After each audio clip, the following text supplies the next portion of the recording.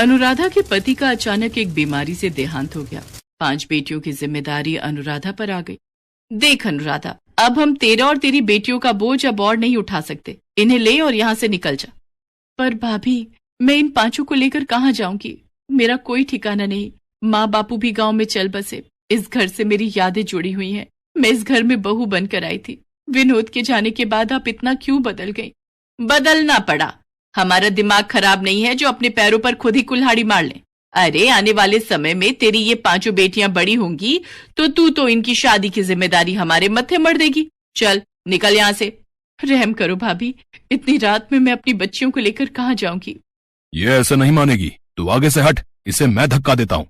अनुराधा के जेठ जेठानी बड़ी क्रूरता से उसे उसकी बेटियों के साथ सड़क पर धक्का दे देते हैं। अब मैं इतनी रात में इन 5 को लेकर कहाँ जाऊं? मेरी मदद करो प्रभु। अनुराधा अपनी 5 बेटियों का हाथ थामे रात के अंधेरे में सड़क पर चल रही थी।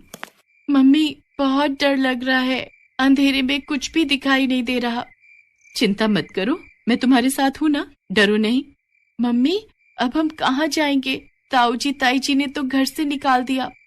मम्मी, बहुत प्यास लगी है, पानी पीना है।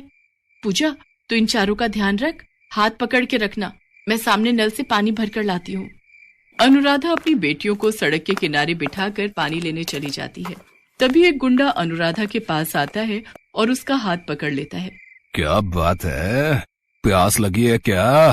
कहो तो हम बुझा दें। मेरा हाथ छोड़ो, मुझे छोड़ दो। ओए, जब वो कह रही है तो छोड़ क्यों नहीं देता? अब तू इसका कौन है जो बीच में टांग अड़ाने आ गया? मैं कोई भी हूँ, तुझे इससे क्या? लगता है तू ऐसे नहीं मानेगा। वो आदमी गुंडे को मार पीट कर वहां से भगा देता है। शुक्रिया भैया, आज आपने मेरी मदद की। इसमें शुक्रिया की कोई बात नहीं, ये तो मेरा फर्ज था बहन। अनुराधा अपनी बेटियों को लेकर जाने लगती है। तभी, बहन, इतनी रात में तुम अकेली कहाँ जाओगी? यहीं पास में ही मेरी मौसी का घर है, रात वहां रुक जाना। बच्चियों के साथ अकेले रात में रहना खतरे से खाली नहीं। मम्मी, हम सबको भूख लगी है। चलो आओ, मौसी के घर चलते हैं, वहां सब पेट भर कर खाना। शुक्रिया भैया। वो आदमी अनुराधा और उसकी बेटियों को अपनी मौसी के घर ले जाता है। अरे आओ आओ बेटी, कितनी प्यारी और मासूम बच्चियां हैं। तुम्हारी कहानी सुनकर सचमुच मेरा भी दिल भर आया। कैसे निर्दयी लोगों की दुनिया बनती जा रही है। बेटी, तुम चिंता मत करो, तुम आराम से यहाँ जितने दिन चाहे रह सकती हो। मौसी जरा इधर आना, मैं कह रहा था बच्चियों को भूख। मौसी और वो आदमी बातें करने लगते हैं। कुछ देर बाद, माँ, पानी पीना है। तुम यहीं पलंग पर बैठो, मैं लेकर आती हूँ। देखो मुन्नी बाई, बड़ी मुश्किल से ये चिड़िया और इसके चूजे हाथ में आए हैं। तुम्हारे तो दोनों हाथों में चांदी है, तुम अपनी दुकान आराम से चला सकती हो। बात तो तू ठीक कह रहा है, पर इसे शक तो नहीं हुआ ना कि ये कोठे पर लाई गई है और तू इसे और इसकी बेटियों को बेचने के लिए यहाँ लाए है? अरे नहीं मुन्नी बाई, बस अब तुम जल्दी से मेरे पैसे मुझे दो, मैं यहाँ से जाऊं। हाँ, ये आदमी मुझे यहाँ बेचने लाए है। नहीं, मुझे यहाँ से भागना होगा। मैं अपनी बेटियों के साथ कुछ गलत नहीं होने दूंगी। अनुराधा कमरे में जाती है। चलो बच्चों, हम यहाँ नहीं रुकेंगे। वो दरवाजा खुला है, एक एक करके तुम सब वहां से बाहर जाओ, आराम से, वो अंकल देख ना पाए। अनुराधा अपनी बेटियों के साथ चुपके से भागती है। तभी उस व्यक्ति की नजर उन पर पड़ जाती है और वो उन्हें पकड़ने के लिए दौड़ता है। मुन्नी बाई, हमें इन्हें पकड़ना होगा। हे ईश्वर, मेरी मदद करो प्रभु। भागो मेरी बच्चियों, और तेज, हमें इनके हाथ नहीं आना। तभी अनुराधा देखती है सामने हनुमान मंदिर है और वहां घंटियों की आवाज आ रही है। चलो बच्चों, जल्दी से हनुमान मंदिर में चलते हैं, वहां हमें कोई कुछ नहीं कहेगा। अब हम लोग इन्हें नहीं पकड़ सकते, ये हनुमान मंदिर में चली गई है। किसी ने हमें वहां देख लिया तो पुजारी और सब लोग हमें पुलिस को पकड़वा देंगे। कैसी किस्मत खराब है, इस सौदा भी हाथ से चला गया है। चलो वापस चलते हैं। हे बजरंगबली, आज आपने मेरी और मेरी बेटियों की जान बचाई, आप धन्य है प्रभु। बजरंगबली तो शरण में आए हर भक्त की मदद करते हैं, यहाँ तुम्हें डरने की कोई जरूरत नहीं है। पर बेटी, तुम इतनी घबराई हुई क्यों हो? अनुराधा पुजारी जी को अपनी सारी दुख भरी कहानी बताती है। बेटी, तुम चाहो तो इसी हनुमान मंदिर में रहकर प्रभु की सेवा करो, यहाँ तुम्हें किसी प्रकार का कोई डर नहीं। पुजारी जी की बात सुनकर अनुराधा को थोड़ी तसल्ली होती है। उस दिन से अनुराधा अपनी 5 बेटियों के साथ हनुमान मंदिर में ही रहने लगी। अनुराधा और उसकी 5 बेटियां हनुमान मंदिर की सेवा करती थी। वहां की साफ सफाई, देखभाल ये सब अनुराधा ही संभालती थी। एक दिन अनुराधा ने पुजारी जी से कहा, पुजारी जी, मैं सोच रही थी मंदिर के बाहर ही फूल माला और पूजा की सामग्री बेचने का काम करके थोड़े पैसे कमा लूंगी, ताकि अपनी बेटियों को स्कूल में पढ़ा लिखा कर उनकी शादी कर सकूं। ये तो बहुत उत्तम विचार है अनुराधा बेटी। मैं कल ही फूल वाले और पूजा सामग्री वाले की दुकान पर तुम्हें ले चलूंगा। वो तुम्हें उधार पर फूल माला और सामग्री दे देंगे। जो भी कमाई होगी उसमें से तुम उनके पैसे चुकाकर बाकी की कमाई अपने पास रख लेना। ऐसे ही धीरे धीरे तुम्हारा काम शुरू हो जाएगा। पुजारी जी अनुराधा को फूल माला और पूजा की सामग्री दिलवा देते हैं। अनुराधा मंदिर के बाहर ही फूल माला और पूजा की सामग्री बेचने लगी। अनुराधा ने अपनी बेटियों को एक सरकारी स्कूल में डाल दिया। अब उसकी बेटियां पढ़ने जाने लगी थीं। अनुराधा को हनुमान मंदिर में रहते हुए 15 साल बीत गए। अनुराधा की मंदिर के बाहर ही फूल माला और पूजा सामग्री की 2 बड़ी दुकानें थीं। मंदिर के पुजारी जी का निधन हो चुका था। अपने जाने से पहले पुजारी जी मंदिर का सारा कार्यभार अनुराधा को सौंप गए थे। अब मंदिर का सारा कार्यभार अनुराधा ही संभालती थी। अनुराधा की 5 बेटियां बड़ी हो चुकी थीं। अनुराधा को शहर में बहुत से लोग जानते थे और उसके अच्छे व्यवहार से सभी परिचित थे। अनुराधा को अपनी 5 बेटियों की शादी के लिए कोई परेशानी नहीं हुई। हनुमान जी के आशीर्वाद से अनुराधा की 5 बेटियां आज अपने ससुराल में सुखी थीं। कहते हैं ना, जिसका कोई नहीं होता उसकी रक्षा करने वाले स्वयं भगवान होते हैं।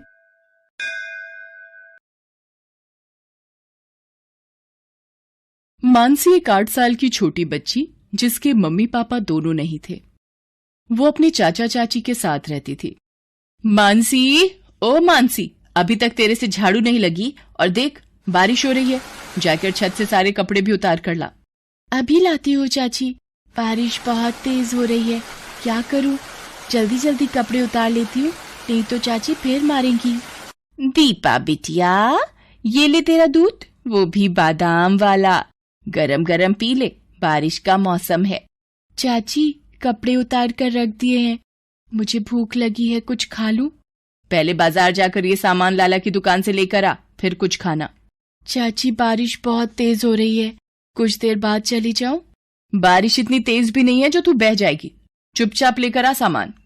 मानसी तेज बारिश में सामान खरीदने चली जाती है और बुरी तरह भीग जाती है। ये क्या, पूरी चीनी बारिश में भिगो दी, अब तू नहीं बचेगी मेरे हाथों से। सुधा मानसी को थप्पड़ पर थप्पड़ मार रही थी। आंखों की अंधी, तुझे दिखाई नहीं दिया क्या चीनी भीग रही है? आज तुझे खाने को कुछ नहीं मिलेगा, रह भूखी। अरे अरे सुधा, इतना क्यों मार रही हो? पागल हो क्या? छोड़ो इसे, चीनी ही तो भीगी है, और आ जाएगी। तुम चुप रहो, पैसे पेड़ पर नहीं लटक रहे जो ये चीजों का नुकसान कर देती है। चल बाहर बारिश में भीग, यही तेरी सजा है। सुधा मानसी को घर के बाहर बारिश में भीगने के लिए खड़ा कर देती है। बहुत बहुत ठंड लग रही है चाची, मुझे अंदर आने दो ना। अब ऐसी गलती दोबारा नहीं करूंगी। सुधा बच्ची है, अंदर आने दो, नहीं करेगी दोबारा। एक काम करो, तुम इसे घर के अंदर ले आओ, मैं घर छोड़कर दीपा को लेकर मायके चली जाती हूँ। किशोर चुप होकर कमरे में चला जाता है।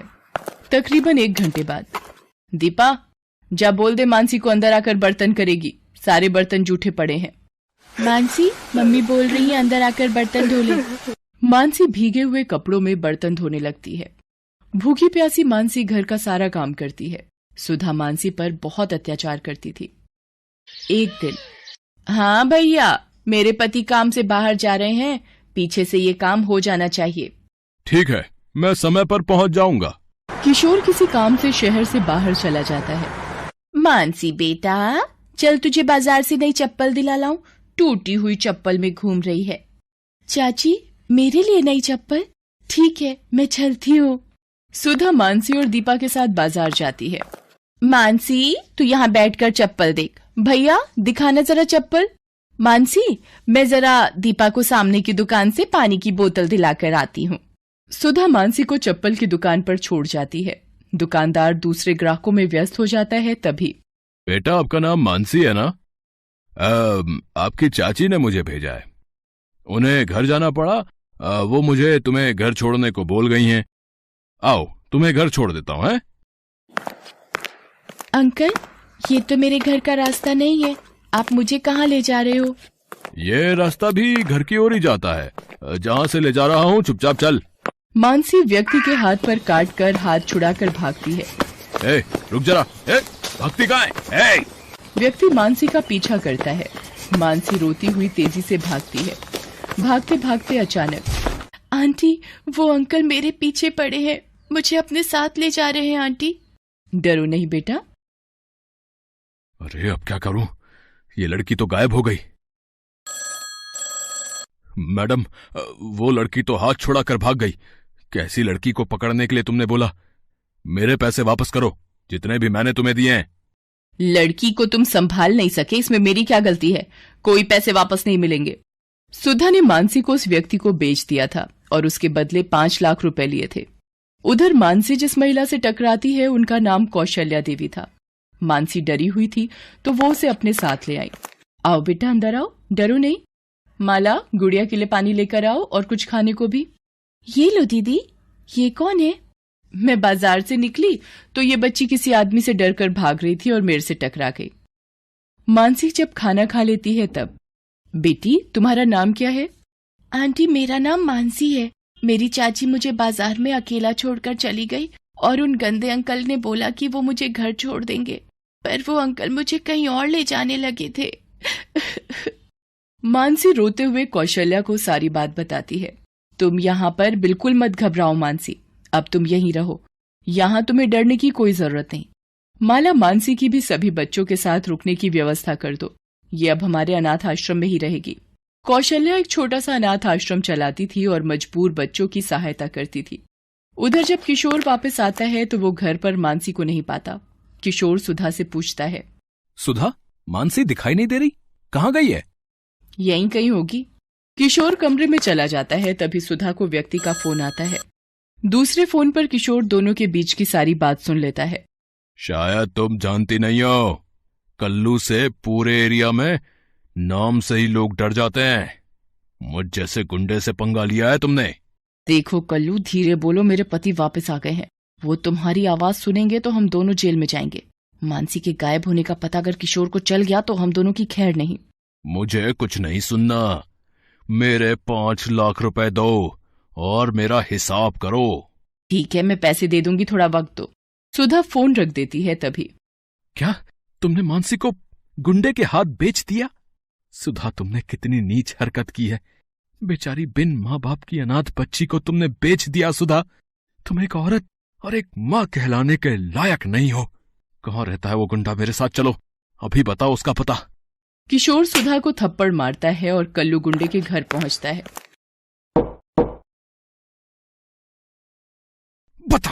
बता मेरी भतीजी मानसी कहाँ है? बता वरना मैं तेरा खून पी जाऊंगा। बता। ये ले। मुझे मत मारो, मुझे नहीं पता तुम्हारी भतीजी कहाँ है। तू ऐसे नहीं मानेगा, पुलिस के सामने सब जुबान खुल जाएगी तेरी। ये ले। किशोर पुलिस को फोन करता है और वो आकर कल्लू से सारी बात पूछते हैं। किशोर जी, हमारे पास एक अनाथ आश्रम की तरफ से एक बच्ची के मिलने की खबर आई हुई है, एक बार वहां चलकर देख लेते हैं। कल्लू को अरेस्ट कर लो रे। नमस्ते कौशल्या देवी जी, वो आपने जो बच्ची के मिलने की खबर दी थी। जी इंस्पेक्टर साहब, मैं अभी बुलाती हूँ। माला, मानसी को ले आओ। चाचा जी। मानसी मेरी बच्ची, मुझे माफ कर दे, तेरी ये हालत मेरी वजह से हुई है। आपको पता भी है मानसी को इन्होंने एक गुंडे के हाथ बेच दिया। आपने एक माँ होकर मासूम बच्ची को किसी गलत हाथ में सिर्फ पैसों के लिए बेच दिया, सिर्फ इसलिए क्योंकि मानसी अनाथ है, इसके माता पिता नहीं है। इंस्पेक्टर साहब, आप सुधा को गिरफ्तार कर लीजिए। किशोर, मुझे माफ कर दो, मेरे से गलती हो गई। चाचा जी, चाची जी को जेल मत भेजो, इन्हें माफ कर दो चाचा जी। देखो सुधा, अपनी आंखें खोल कर देखो, ये बच्ची अभी भी तुम्हारे बारे में सोच रही है। कौशल्या जी, अगर आज आप ना होती तो मानसी का क्या होता? कौशल्या जी, आपका बहुत बहुत धन्यवाद। किशोर जी, अनाथ बच्चों की सहायता के लिए मैं सदा तैयार हूँ, इसलिए ही इस अनाथ आश्रम में हर मजबूर बच्चे को सहायता मिलती है। मानसी बिटिया, अपने चाचा के साथ घर जाओ। किशोर जी, मानसी आपकी जिम्मेदारी है, इसका ध्यान रखिएगा। मानसी, मुझे माफ कर दो बिटिया, मैं अब कभी तुम्हें माँ की कमी महसूस नहीं होने दूंगी। मानसी खुशी खुशी अपने चाचा चाची के साथ घर चली जाती है। कौशल्या देवी की वजह से आज मानसी सही सलामत अपने घर वापस पहुंच गई थी।